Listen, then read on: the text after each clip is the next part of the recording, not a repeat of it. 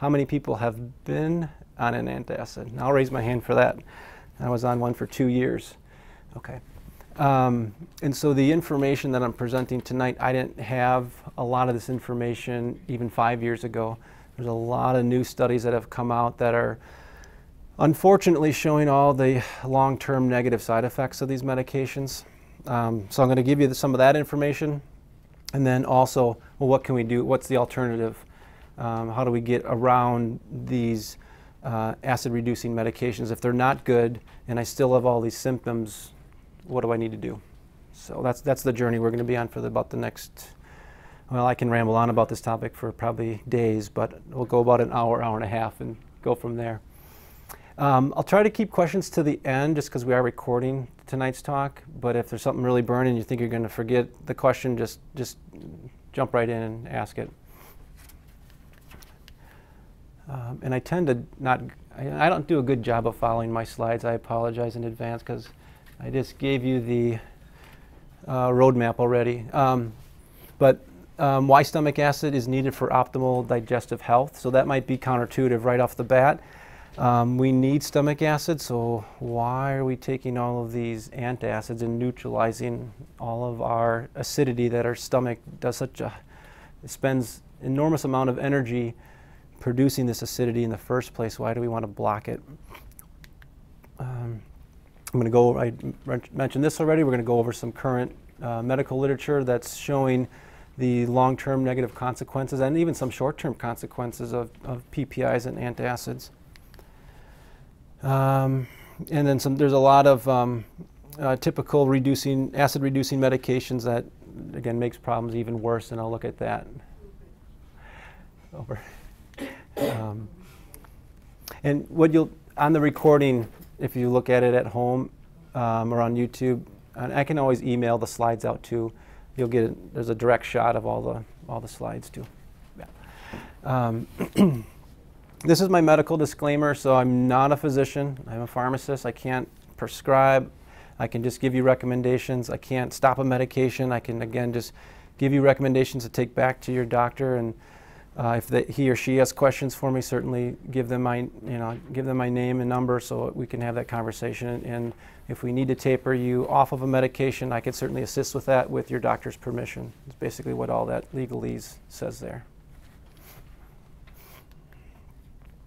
Hopefully I'll make it very clear tonight that if you're on an antacid or if you know somebody that's on an antacid, you do not want to just stop it cold turkey. And I can go more into that a little bit later.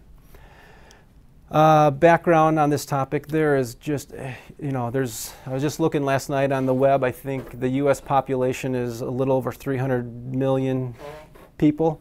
So about a third of us have some type of acid reflux, heartburn symptoms at some point in time. So this is a huge issue, 1 out of 3 patients. And there's all kinds of other things that we know wrap up with acid reflux and heartburn. There's IBS and Crohn's and all sorts of inflammatory bowel issues. We're not going to get into all of those tonight, but there's certainly enough here to talk about just with acid reflux.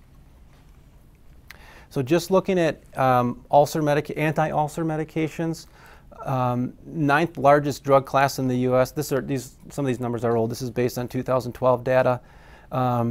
This graph down here it's the total number of prescriptions that are dispensed annually, and it lists all the different PPIs on this chart. But like total market back in 2006, we had 84 million prescriptions dispensed in the U.S. on PPIs. That just to me is a staggering number.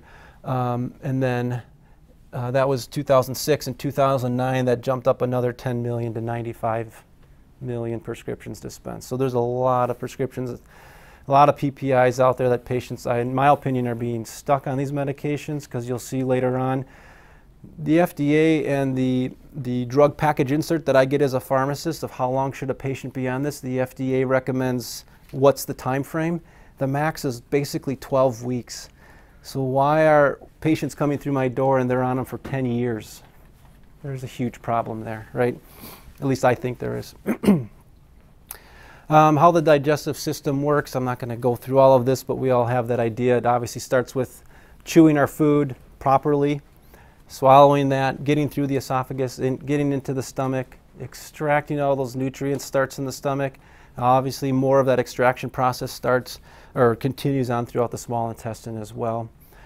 So there's a lot of different players involved. We know that. Just so we're all on the same page, what is the stomach really doing? This is important because if we know what the stomach should be doing, then we're going to ask the question of why am I taking a medication that stops what the stomach should be doing? I'm all about restoring physiology the way that it normally should work. So we know it's a storage reservoir as we eat that meal. It gives our body time to then process that and to extract the nutrients at a later time. It's a food processor, so it starts mixing up with enzymes and so forth. And again, nutrient extraction starts. And then there's that transfer into the small intestine where we get even more nutrient absorption. One of the key points I like to make tonight is this door right here. So as your esophagus is coming into your stomach, there is something called the LES. There's a couple different ways to describe that. I think of it as a ring of muscle or high pressure valve that just opens and closes. And the way to close that valve is to have acidity in our stomach. So that's important. So if we don't have acidity in our stomach, the body's natural tendency is to relax that sphincter, relax that door and keep it open. So that's a key point, because if we're taking medication that's neutralizing acid, that is actually sending a signal to our brain and back down to our esophagus, essentially, through our nervous system. There's not a corrosive environment in the stomach. So the mind is, or the brain is basically telling the body then, the esophagus, to relax. Don't worry about holding that door so tight. So that, we'll get more into this later on, but that door needs to be closed. That LES is what I call it. I actually have, who has pictures of their LES? I do. Yeah. Right? If you've ever had an endoscopy. Yeah. Yeah. Mine was red and inflamed and looked like hell. Not good. The food enters the stomach causing stretching, which in turn causes gastrin secretion to begin. I'll get into that in my next slide. Gastrin stimulates an increase in acid production and acid release, which then stimulates histamine release, causing more acid production. So I can sum that all up with my next slide. There's a huge cascade going on. When our stomach stretches, there's all kinds of physiology going on, creating this acid environment to kick on in full force. And why is that important? Is again, nutrient extraction. When this whole cascade starts as well, guess what happens? It sends a signal to our brain, back down to our LES to close this door down. We got some heavy machinery that's going to chew up our food and basically pulverize it down, and we don't want any of that material getting back up into our esophagus. So why am I going to give a patient a drug that stops this natural mechanism, which automatically then opens up that door? It makes no sense to me. It just goes against the whole physiology of our body. The only time I'd want to stop that in a patient, in my opinion, is when they have a bleeding ulcer. Then great. We're going to heal the stomach so it doesn't digest itself. We're going to neutralize that acid. We're going to give that patient a completely different diet for a short period of time and get that stomach lining healed, and then we're going to get rid of that medication. We're going to get rid of that drug. Here's a different way of looking at this. So imagine on this side or down here below the TV screen, this is where your stomach is at, and this cell right here is basically lining the entire stomach, if you will. And what's happening is inside our stomach, when there's food, there's a whole mechanism going on that is telling these parietal cells, is what they're called, to produce hydrochloric acid. And they're dumping that material then into our stomach to start digesting our food. So that's what we want to have happen. There's all kinds of different players involved. Here's gastrin, which helps amplify and concentrate the acidity in our stomach. Up here is histamine, which if you know of Zantac or ranitidine, those drugs are blocking this actual histamine from attaching to this receptor and slowing down these parietal cells from producing acid. The big problem with PPIs, however, is they basically irreversibly bind right into this section of these parietal cells. And really, that's why they're so powerful, is they just clamp the door down of acid production so strong, which is just for the patient then at the end of the day, it's really hard to get off this medication because it just does such a great job of doing its job of blocking acid. So we don't want that. We really don't want it at all, again, unless we have that patient that has a bleeding ulcer. I'm really picking on PPI. I've really amped up my arsenal on PPIs in this talk. I'm really picking on this drug class. The kinetics of again, the omeprazoles of the world, the Nexiums of the world, that's what I'm talking about. Their elimination half-life is 1/2 to 2 hours, which seems pretty quick, right? They actually eliminate very quickly out of the system, but they hold on to that blockade of acid for a very long time, possibly up to 3 days. Depends on the particular PPI. So I'm obviously making some generalizations here. If a patient has liver disease or fatty liver, that clearance of that drug can even be delayed even longer. So we've got to be careful with that patient in tapering that patient off of that drug, because they might need to taper even longer to get them off of the medication. So we've got to take things very individual and make sure that we're not taking somebody off of these medications way too fast, inappropriately. Hopefully I can describe, this slide is really hard to see actually. Way up here on the top, these are parietal cells in the stomach as a cross section. If you can imagine going into your stomach and just looking at the lining or right behind the lining of the stomach, there's all these acid producing pumps. And they look a little larger, nice and purple, and that's how they should look. But what's happening is over time when you're on a PPI, guess what happens? Your body tries to overcome the medication. Those pumps have now been jammed shut. And so your body's like, I'll just make more pumps. What the heck? And so it starts stacking these pumps up like crazy, building on top of each other over and over and over and over. And then you miss a dose of your Nexium or your Prevacid or whatever the case may be. We've all probably, I've definitely done it. And holy crap, you just feel like hell. Like, oh my God, I need this pill. I need it. The problem is you've just over, a week, a month, a year, 5 years. I had one patient that was on these for 10 years. I can't imagine how many pumps her stomach was trying to make to overcome that medication. And sure enough, she told me if she missed one dose, the next day she was just in pain, bent over. It's because you've told your body to build up a ton more pumps. So we don't want to do that. This is kind of what it's like. Another depiction of it, same thing. It's just holding back all of that acid, and if you miss a dose, you sprung a leak and all that acid is just going to flush out real fast. So now for about the next 20 minutes, I'm going to try to scare you enough that you never want to take this stuff ever again. My slide got screwed up here. I was kind of in a hurry, but infections, your increased risk for C. diff. I'm not going to get into all the specifics of this, but in general, your body is at higher risk for infection. You're actually at higher risk for pneumonia. You're at higher risk for chronic kidney disease. Malabsorption, I'm going to touch on this quite a bit. Calcium, magnesium, iron, B12. If you have to stay on these medications, I at least at the very least when you leave or tomorrow, whatever, the next week, make sure your doctor is at least checking these minerals and nutrients so that they can at least do something to offset the burden of being on antacids for a long period of time. So that's important. So yeah, calcium, magnesium, iron, B12, they all need normal levels of stomach acid to be absorbed into our tissues, to be absorbed into our bodies. So this is a study that looked at osteoporosis. I'm not going to go through all the details here, but they looked at close to, I think it was almost 900 hip fractures. But what the authors of this study concluded is those compared to those that weren't on PPIs had a 35% higher risk of developing osteoporosis compared to those that weren't on a PPI.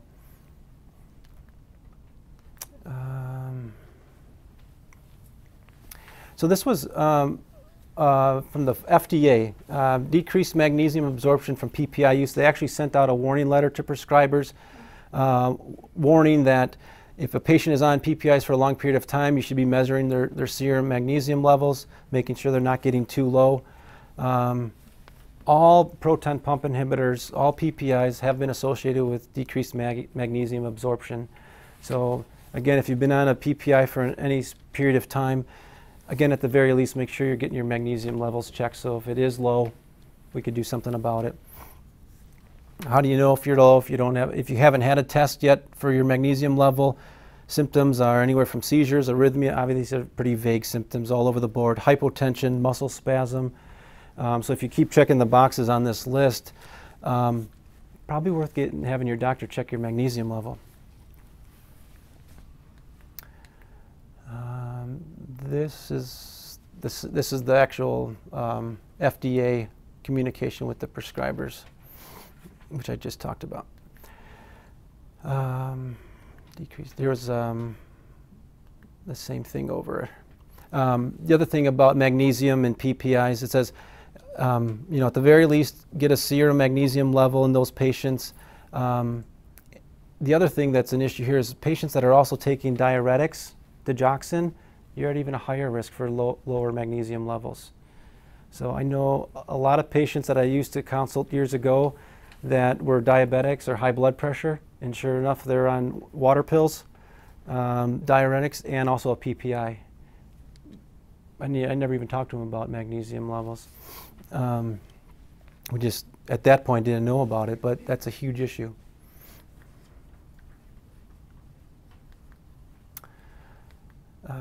B12. So long-term therapy, this is specific to omeprazole.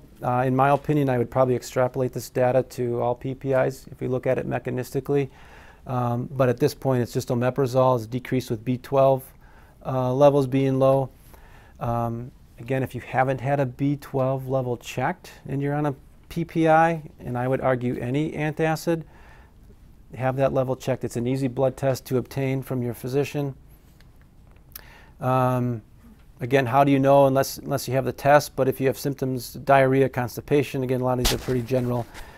Fatigue, loss of appetite, pale skin, low energy would be another one I'd put on there. Problems concentrating, swollen red tongue. So if you start checking those boxes, yeah, that sounds like me. Go get the B12 level checked. Bleeding gums, I forgot that one was on there. This is another study that talked about actually histamine blockers and B12 shortages in patients. Iron is poorly absorbed when we're on antacids, so that's another thing we want to be looking for. Some signs that you can just, again, without getting a blood test, that you can just go through this checklist on your own. Brittle nails, swelling or soreness of the tongue, cracks in the sides of the mouth is another common indicator of low iron. Frequent infections, obviously fatigue. You're not getting enough oxygenation throughout your tissues. You're tired all the time. If that's you, get that blood test done. Let's see what your iron level's at. This is just a study out of the American Journal of Gastroenterology 2009 that basically verifies that if you're on a PPI, your iron levels are going to drop. So we got to be very careful with that. What the authors also concluded actually with this study too is even if you take an iron supplement, you might think, oh, okay, I covered that base, I'm fine. You still may not be fine. Still get that iron level checked. Consequences of PPIs and C. diff infection. FDA actually issued a warning to prescribers that being on a PPI will increase the patient's risk of contracting C. diff, which is basically a horrendous GI infection that is it's very difficult to get rid of. And it's not fun. A lot of ugly symptoms. FDA recommends to be on the lowest dose of medication for the shortest period of time. But who's following that recommendation or suggestion. Not many doctors that I've seen based on patients coming through here. Probably a dumb question. Uh-huh. So when they make these recommendations, they obviously don't do any follow-up. No. No. Mm-mm. They just feel like, oh, we did our job. We did something about it. This is out of the, and like, you know, I'm not just, this is out of the Journal of American Medical Association. So these are very prestigious, you know, very highly viewed journals that are out there. Somebody should be looking at this information, these studies out there, I think, and doing a better job of getting patients off of these, off this whole class of medications. But the conclusion of this particular study with PPIs and C. diff, you were nearly threefold, so 300% higher risk of contracting a C. diff infection compared to those that weren't on a PPI. This study looked at the risk of pneumonia in a PPI, and this actually, the study was interesting because up until now, the studies I showed you were more long-term. This study is short-term use of PPIs. Even after a few weeks, you're at higher risk for pneumonia. So that's scary. You know, oh, I'm just going to be on it for a few weeks. I'm going to eat like whatever I want during the holidays, and I'll just take my antacid because that makes my symptoms, you know, at least manageable. Yeah, please don't do that. So it says the risk of pneumonia may be due to permitting pathogens to more easily colonize the upper GI tract. I read that and I go, well, duh. Like that to me, you know, you're not being able to. And we all know that we don't eat sterile food, but you're eating food that's got bacteria, and who else knows what's in that food? That acidity, one of its main jobs is to help to kill off that bacteria and viruses that are in our food. So if we're neutralizing that right off the bat, of course we're going to have more bacteria flying around in our system. I think what happens because of the pneumonia risk is just on the front end. You know, then the body's building up different defenses. It's probably building more of those parietal cells and trying to do its workarounds and probably doing other things on the back end to compensate for being on your PPI as long as you are. So, and this is just a study that says what I just said. Higher risk for pneumonia. And especially when the PPI is more recently begun, that patient's at higher risk. So they saw it early on in the study and not later on. Have I scared you yet? I feel scared. Consequences of PPIs and chronic kidney disease. That's a huge other issue too. 20 million Americans burdened by chronic kidney disease, diabetes, hypertension are common risk factors for chronic kidney disease. And I see so many patients with that are diabetic or hypertensive that are also on a PPI. And so that's a whole nother issue as well.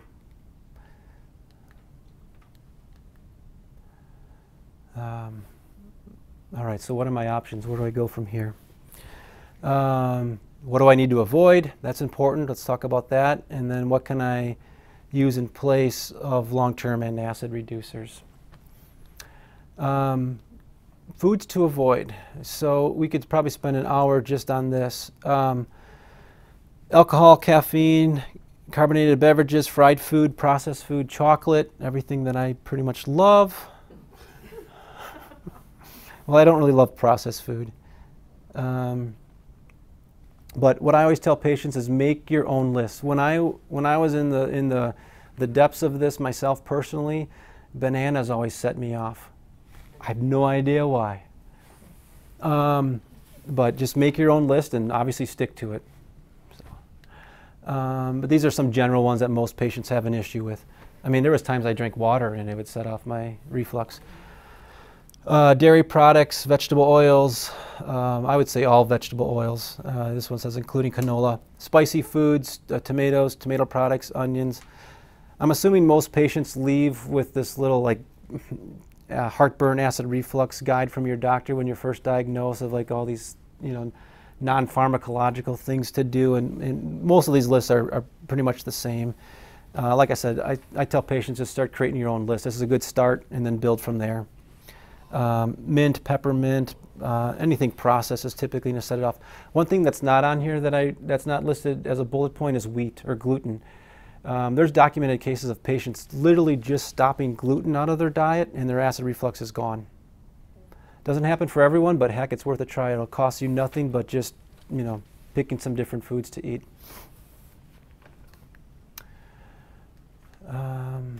We probably know everything on this slide already. Typical antacids for heartburn. I mean, I used to swallow Tums by the bottle every week, which is just ridiculous. I have an alternative to that I'll get to in about 5 or 10 minutes that I absolutely love in place of Tums. Magnesium hydroxide, this is all your Mylanta stuff. And then as this list goes down, the stronger the antacid, or the stronger the acid blocking effect. Your H2 blockers, that's your histamine blockers.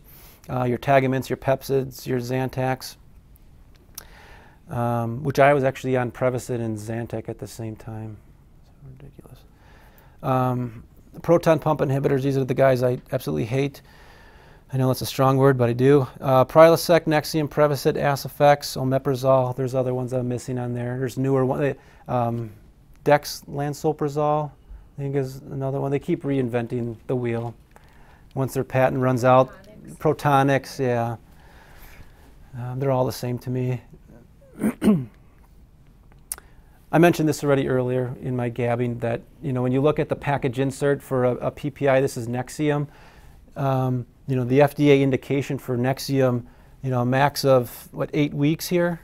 There's one indication for NSAID, you know, NSAID-associated gastric ulcer, so somebody that's on ibuprofen, let's say, you know, potentially they could be up to 6 months, they could be on a PPI to help heal that ulcer. But otherwise, you know, you're looking at 8 weeks max. So there's that. So we got to be, you know, we're way overusing these medications.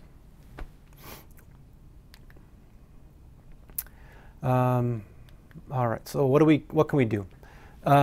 Restoring normal digestive health is going to start with actually, and this is where it's hard to kind of wrap your brain around, I think. At least it was for me in my traditional pharmacy brain, if I could say that, was I'm actually going to give a patient more stomach acid to fix their acid reflux. How is that going to happen? But you need hydrochloric acid and pepsin. Pepsin's an enzyme that just helps to trigger that cascade and ramp up the whole parietal cell from producing acid, so we do need that. It's needed for protein digestion, vitamin and mineral absorption. We're going to talk about that. We're going to go into each one of these in a little more detail. I love Manuka honey. We'll talk about that in a little bit. Digestive enzymes are going to help restore digestive health. Probiotics, I could spend a whole 2 hours just on that. I'm just kind of going to give you the nuts and bolts on a lot of these products. Zinc is often overlooked. I'm going to talk about that. And then one of my favorite products, which actually I'm going to thank Ortho for being here tonight. Orthomolecular, if you don't know that company, it's a Wisconsin-based company up in Stevens Point. I've been working with them for probably 8 years now. But they have a product called GlutaShield, which is just fantastic. It covers so many different bases for patients. I'm going to spend a few minutes talking about GlutaShield. And you can sample that tonight as well with Steve, along with some Inflammacor, if you want to taste it before you buy it, kind of a thing. Try it before you buy it. I can't tell you how many gallons of that stuff I have consumed over the years. I still use it periodically. If I feel myself getting a little bit out of control, for me, I have this tingle that I feel, and I know like I've cheated on my diet too much. I think we all kind of see a lot of heads nodding. Like, oh crap, yeah, I shouldn't have ate that. I'll take a scoop of GlutaShield, and it'll help calm that down right away. IgG Protect or PRP, I'm not going to spend a lot of time on this. In general, when we're on a long-term antacid, we basically lose a lot of immunity, natural immunity, and IgG is an immune globulin that helps to restore our immune system. So it doesn't really help repair. It's a little bit off topic of tonight about digestive health, but I think it is, just to mention it in passing, it just helps round out a more comprehensive approach of healing the gut in general. So it's not a deal breaker for somebody that doesn't want to use that, but if they're struggling with immune and have a lot of infections, I'm going to recommend that for that patient. If you've heard me talk about acid reflux before, I usually start patients with apple cider vinegar. It's inexpensive, and most of the time it works. There's a lot of different ways to take apple cider vinegar. I just make it simple. I say take about a teaspoon, maybe 2 teaspoons at most. Dilute that in 8 ounces of water for me, maybe even 6 ounces, maybe even 4 ounces, and drink that after every meal. That's a great way to start. You can do that even when you're on the PPI, just to start moving yourself in that right direction. In your handout, I'm not going to go through all this completely. However, if this triggers your symptoms to get worse, then there's an antidote in there, which is mixing up some baking soda to neutralize the acidity in the vinegar. I've done that a lot. The one thing I caution about the water, when you're in that crisis mode and you're trying to get your symptoms under control, try not to drink too much water. Dilute that with the least amount of water as you can get away with. I've noticed when I first started doing this, and I use myself as the guinea pig, and I would dilute the vinegar too much, I just get so full. And then that, if you can imagine, then your stomach's getting really full with water, you're going to be opening up that LES. So you don't have to get too crazy with too much water there. Drink with each meal. I would even say do it after the meal. So if you can get that meal down first and get the vinegar in on top of it, that's going to trigger that LES to clamp down shut. I don't want to take the vinegar, then put the meal on top, and then neutralize it right away. So it does matter in which order we take these things. So actually, I should correct that in my own slide here. I should drink after each meal. It's got a whole source of potassium and probiotics in the vinegar. I am partial to the Bragg's. I know there's other brands out there, of course, but I like the Bragg's apple cider vinegar. It's organic and it's unfiltered, so that's what you want to shoot for. And yeah, there's books written on all kinds of different uses for apple cider vinegar. So apple cider vinegar is kind of that first layer of increasing acidity in the stomach. There's another product called betaine and pepsin. So I always just describe betaine HCl as basically a powdered form of hydrochloric acid. And then pepsin is that enzyme that helps amplify that cascade of getting our own bodies to produce even more stomach acid.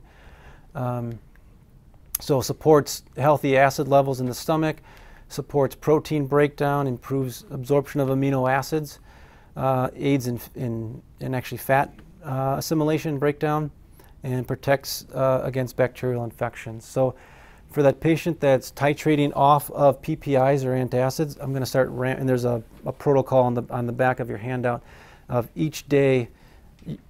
As long as you're not getting symptoms of pressure and heartburn, you're going to start out with 1 capsule with each meal, and then the next day you're going to go to 2, and then the next day you're going to go to 3 with each meal, and possibly even up to 4. Most patients end up with about 3 capsules per meal, which I know is a lot. That's 9 capsules just of one product. But we really need to get that physiology back on the right track and getting your body to clamp down on that door, on that LES. And this is what does all that heavy lifting and gets that process back in order.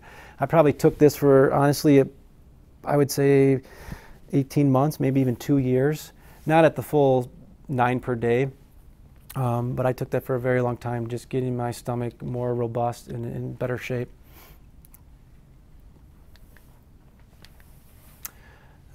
Prevents yeast, which is another infection as well, right? Manuka honey. I use this, there's so many different types of Manuka honey that are out there. The one that we particularly sell here comes from New Zealand. It's a tea tree bush in New Zealand. Each batch that we get is actually tested there. There's this whole potency testing for Manuka oil, Manuka honey. There's Manuka oil out there too. They're not all made the same, so you just got to be careful what you get. It is very expensive. This is probably more of a niche item for patients that have ulcers or a lot of different infections. So not a lot of patients need the Manuka honey, but it's out there. It is helpful. And there's a million other uses for it too. GI is one thing. antifungal properties it has, and so on and so forth. We actually used this in a patient, it was probably about a year ago now, that had an infection on her eye that wouldn't heal, and she was taking antibiotics and steroids to keep the infection at bay. But she was almost going to lose her eye. So I came up with the very risky recommendation of putting Manuka honey in her eye, which would sound absolutely crazy. And her infection went away in her eye, which was just crazy. That's the most amazing story I've got on Manuka honey. There's other ones out there too, and we don't really think of putting honey on wounds, but there's such a strong antibacterial, antifungal property to Manuka honey. Again, it's got a niche place, but it can do some really neat things. Helps with congestion, helps with inflammation.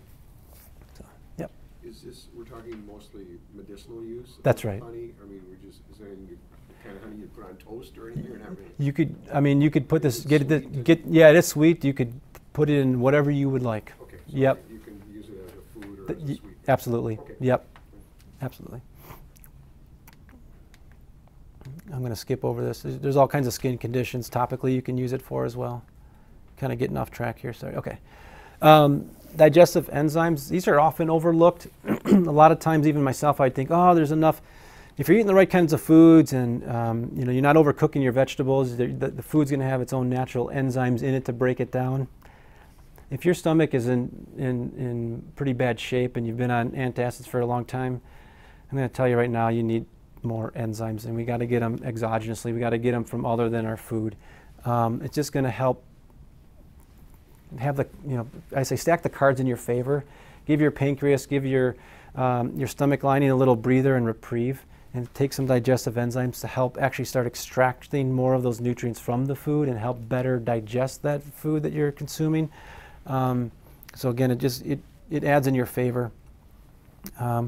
What to look for, you want an enzyme that's multifaceted, that's going to help break down fats, proteins, and carbohydrates. So I just grabbed, I love the Ortho brand, the Digeszyme V. It's a vegetarian, I always say the V is for vegetarian base. There's no animal product in here. And it helps break down, again, all of your macronutrients all throughout your GI tract. For those patients that are suffering from breaking down food, especially if you don't have a gallbladder, or I have so many patients that don't have a gallbladder, they've had gallstones removed, all kinds of different things going on. Then instead of the Digeszyme V, I'm actually going to give you what I call Oxbile, which is just their Ortho Digeszyme product, and that's going to give you a more comprehensive breakdown of fats because that gallbladder is not doing its job as well as it should.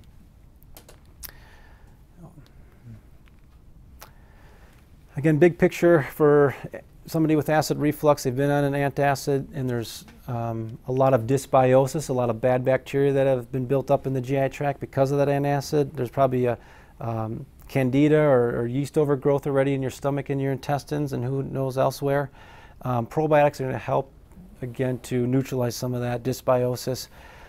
So at the end of the day, take them. I get questions every day, every week. When do I take my probiotic? I generally recommend taking it on an empty stomach before bedtime, but there's really, if you really dig into it, in my opinion, there's not a wrong time. Just get it in sometime for me. If I had to pick a time of day, take it that night. That's my 2 cents on when to take them. There was one study that I looked at years ago that looked at dosing every other day for somebody that's, let's just say they're on a safe track and they're just trying to kind of maintain in the maintenance phase. You could probably stretch that probiotic out every other day instead of every day to kind of stretch that dollar. I'm very cost sensitive, and a lot of these things are adding up in my mind of how, what's the cost of this. And so if you can stretch that dollar twice as long, I'd want that patient to do that, and you can easily do that with probiotics as long as they're out of the woods and kind of in a safe place and more of that maintenance phase. Certain probiotics do not need to be refrigerated and shouldn't be refrigerated, so I always get that question on probiotics. Follow the manufacturer's labeling. If it needs to be refrigerated, refrigerate it. The one that we sell the most of is the Orthobiotic. It's a non-refrigerated item. So you don't want to take that non-refrigerated item and put it in the refrigerator. Taking it in and out of the refrigerator is actually going to help, is going to break it down even faster. So just keep it at room temperature if it's the orthobiotic version that you're taking.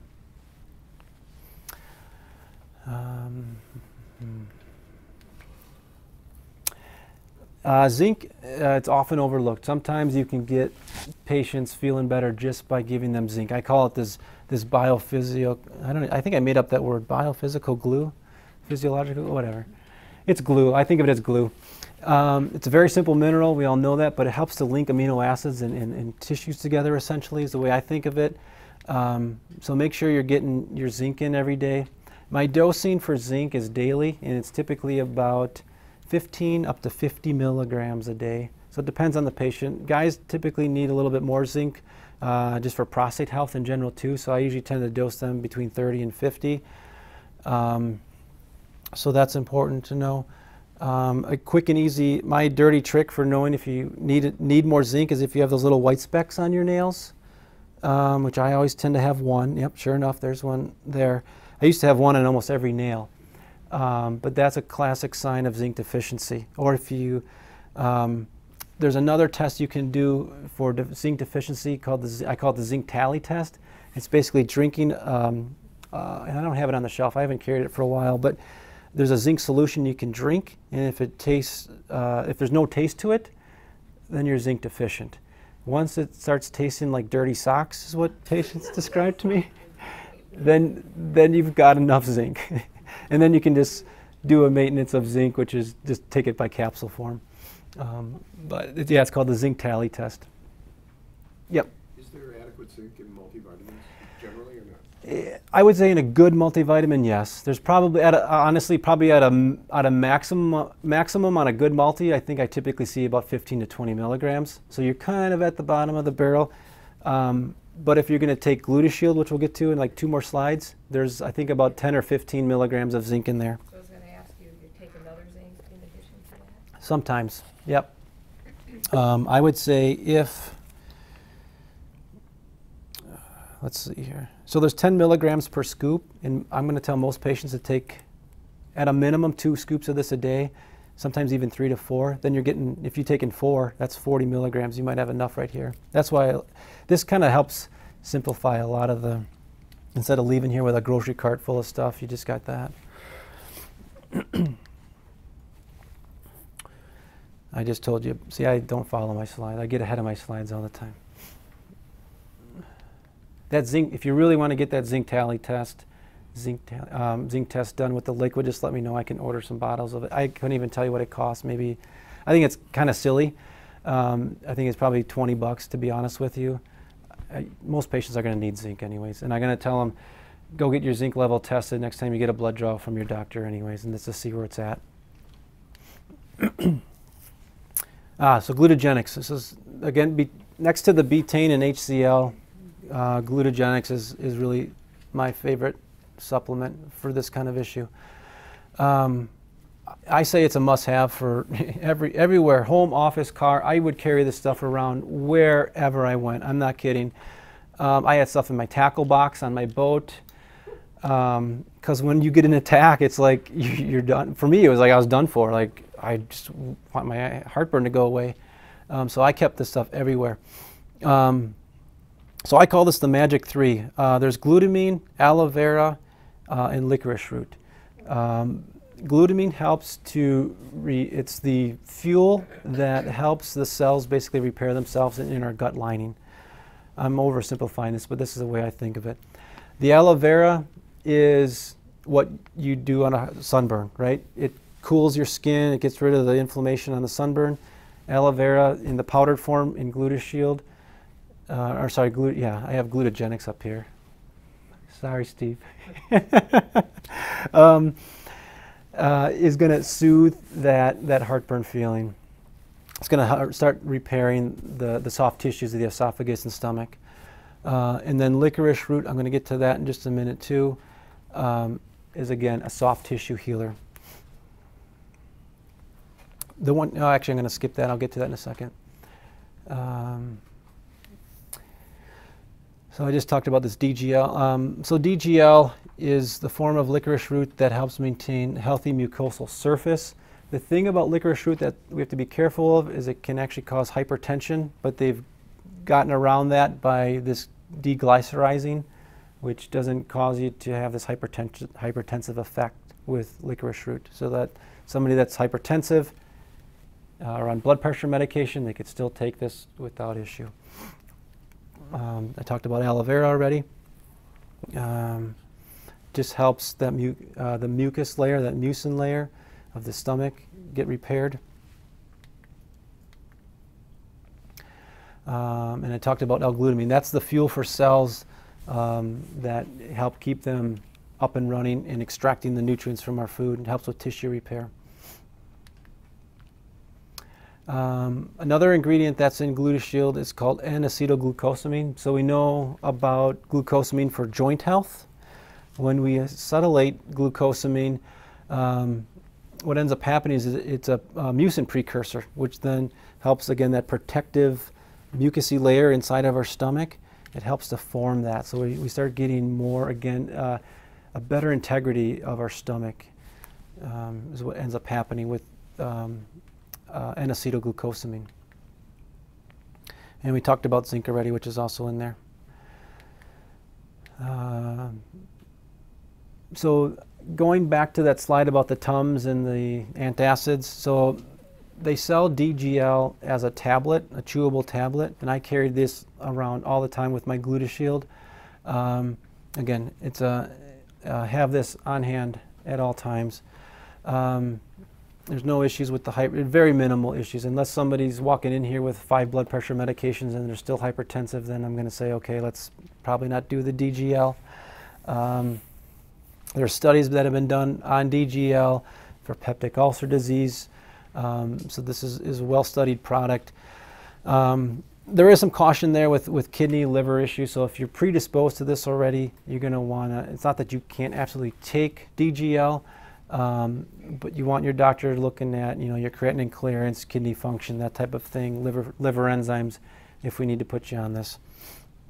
Dosing 1 to 2 tablets 30 minutes before meals and as needed. This is where I carried these things around and used them. If I didn't have water to mix up my GlutaShield, I would chew a couple of these DGLs, and a lot of times that would just neutralize and get me out of that crisis situation for a heartburn attack.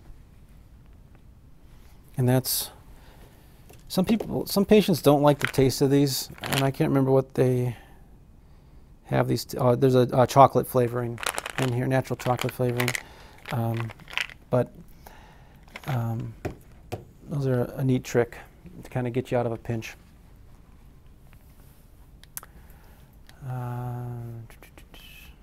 Talked about that. It's got other DGL. It works as an anti-inflammatory. Again, it's got this soothing effect in the GI tract. It's rich in flavonoids, helps to maintain that mucosal barrier in the stomach and intestines. Helps with dyspepsia or upset stomach. You can kind of think of DGL too as like a tablet form of Pepto-Bismol, kind of a thing. Good catch-all. We just carry it in the chewable form, but there are different types of DGL that are out there. There's a powdered form. You can get it in capsules. I like the chewable form. There's some slippery elm in there, marshmallow, some aloe vera extract as well. Just more of a synergistic effect. Dosing's pretty wide range. Like I said, I kind of popped these as Tums for myself when I was going through heartburn. Anywhere from 1 to 5 times a day, before or after meals. Whenever I was symptomatic or I felt getting into that situation, I would chew a couple of these up. Nice to have on board. The IgG, I'm going to kind of skip over this slide to be honest with you, but again, in general, if you're on antacids and you are just have a whole host of infections going on, you're constantly getting sick, then we'll add this to the regimen. But this really helps to improve the immune system greatly. I use this more so for autoimmune patients, and that's a whole nother talk.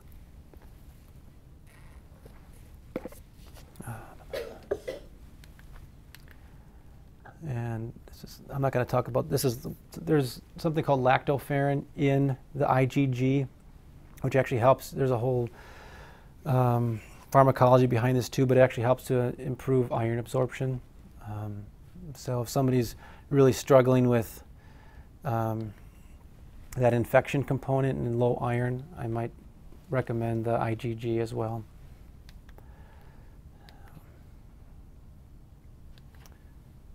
Skip all that. All right, so non-pharmacological, non-supplement recommendations as well. So just some basic things that we all should know. Probably should have started with this a half an hour ago, but make sure you're eating smaller meals. I don't want you filling up your stomach all the way to the brim, if you can imagine that first picture, and getting up close to the LES. That does matter. So eat smaller meals for me. Wear loose-fitting clothing. You know, let's make sure we're not overlooking the obvious here. Limit food intake so that you're not eating right before you go to bed, and then all of a sudden you're laying down, and we got to make sure gravity's working for us and not against us. I mean, there was a time there, probably months on end, I just slept in a recliner. I'm sure you've all been there. So there's that. Elevate the head of the bed 4 to 8 inches. I mean, sometimes that works, sometimes it doesn't. What I don't want you doing though is taking like a bunch of pillows and then curling yourself over either, and then just making this area all that smaller. I'd rather you just sleep upright in a chair. If you can get one of those wedge pillows, okay, that's fine, but yeah, sometimes those work, sometimes those don't.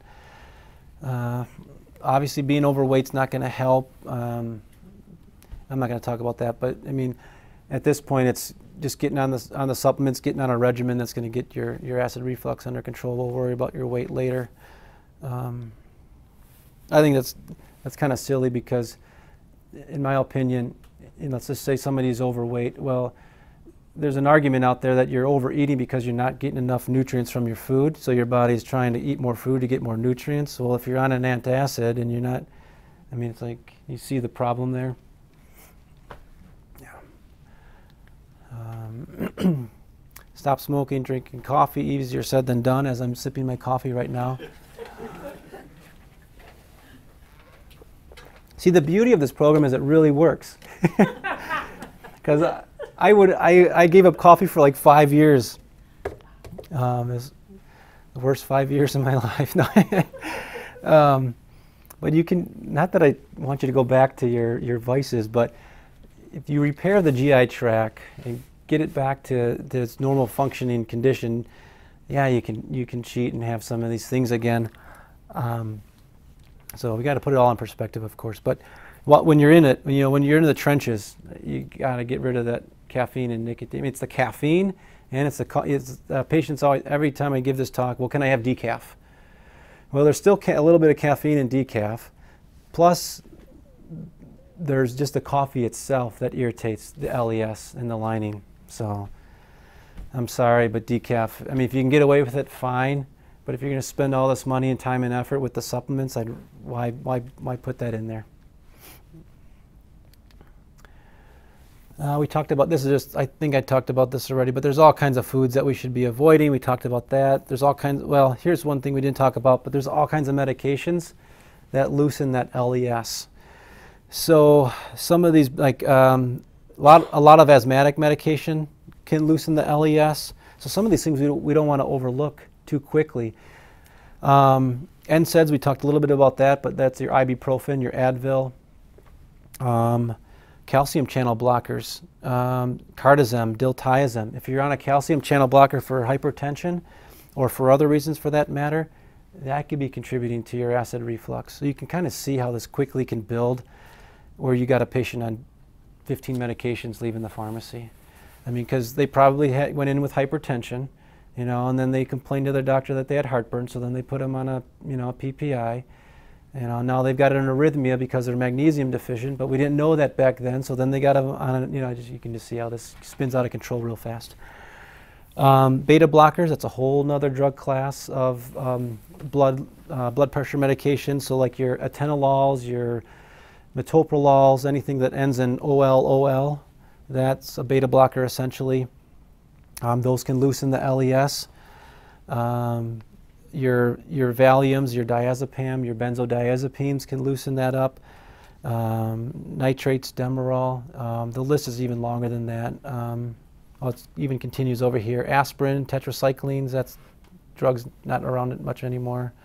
Potassium chloride tablets. One of my other favorite medications I talked about last month was bisphosphonates isn't on this list, but anyone for osteoporosis that's on your Fosamax, what is your pharmacist should be telling you to take that with a full glass of water and don't lay down for 30 minutes.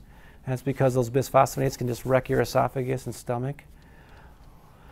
What is that? I'm not going to go through all of this, but there's a whole slew, I don't want to scare you anymore, but there's a whole slew of other diseases and conditions that are out there that are related to deficiencies in stomach acid. So there are about 10% of the population doesn't produce very little. They call them I can't remember the name of it now. It's basically the condition where you don't produce any stomach acid. And so those patients, you can see a lot of these other diseases and conditions popping up on the radar. So now there's all 60 million, or was it 90 million plus prescriptions out there of these PPIs that are blocking and acid production in these patients, and I'm sure a lot of these risks are increasing in those patients. A lot of autoimmune issues are on this list. The osteoporosis is on there. One question that always comes up too in the acid reflux talk is about, well, what if I am producing too much stomach acid and I really do need that antacid, that PPI? There is a Heidelberg test out there. I think last year when I gave this talk, there was a patient in the audience that said that somewhere in Fredert does the Heidelberg test. But that's really the only true way to measure if your stomach is actually producing too much stomach acid. You basically swallow a capsule that has a pH meter in it with a radio transmitter that's hooked up to a computer. So you swallow this capsule with a pH meter built in. It's actually pretty ingenious. And then it measures wherever that capsule goes, and I don't know what the timing frequency is, if it's every minute or 5 minutes, whatever the case is, it transmits the pH of where that capsule is to the computer. And so you can follow the capsule throughout your whole GI tract, and the computer tells you where it was and what the pH was. That's really the only way to truly measure a patient's producing too much.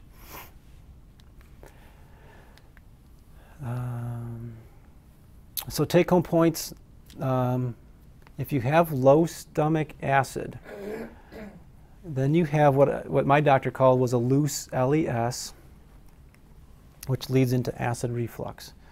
So I don't want you to have low stomach acid. I want you to have normal stomach acid, because then that means your LES is tightened up and then the acid reflux goes away. The low stomach acid is a bad thing. So why would I give a patient a drug that really leads them down that path? Yeah, it might take away your symptoms temporarily, but then you're always going to have that around. If you need to clean up your diet, do so.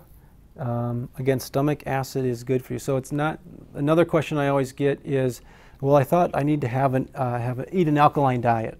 I always get that talk about acid-base balance, and I'm not even going to get into that tonight, but having an acidic stomach doesn't allow you to have an alkaline pH in your body. So the stomach, I'm thinking, is completely separate. If we think of it completely separate from the rest of our body, that's how I want you to think about it. You want an acidic stomach, and you can still have an alkaline pH to your blood system, to your circulatory system. Find your triggers and stay away from them. That's, like going back to the bananas for me. Whatever that food is, or whatever that trigger is, we got to make sure we identify it as well. So the protocol that I've come up with, I've developed it, this is probably over 10 years ago now. You all have a copy of it. It's just a rough skeleton. Like everyone's, there's a protocol on there, but it could be, different for, each patient here in the room. But it's just a good starting point to kind of get things in line. You definitely want to go through that repair process first before you start jumping into taking more, or starting the vinegar or the betaine and pepsin. So that's important to know. Most patients, I can get them through the repair process within 2 to 4 weeks. maybe longer. Yeah, yeah. There's some patients that, and everyone's different. Like I have some patients that are on PPIs for 5 years and they go through the repair process like that, and then there's some patients that takes them 6 months. So it's, and I have no idea, no clue. In general, the least amount of time that you've been on the PPI, the quicker you can go through that repair process. But sometimes it's not always the case. I don't have a crystal ball to depict that. The acid reintroduction phase, you know, you just want to go through slowly through that process, and then the stomach acid support. So just reestablishing physiological pH of the stomach, tapering off of the PPI slowly, going back to that picture of the Hoover Dam. I don't want to take that antacid away, you know, way too quickly. Most patients are going to take sometimes, I'd say on average, 2 months to taper off of an antacid. It takes that long. And it might seem like a long period of time, and I think in the big picture, the big scheme of things, it's not too bad.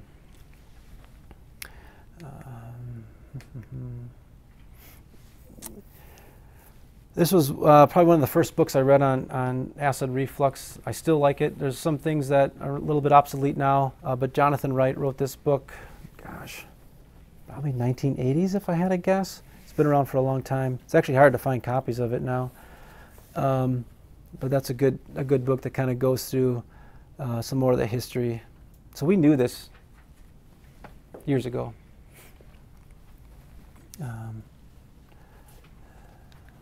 But just the problems got way out of control.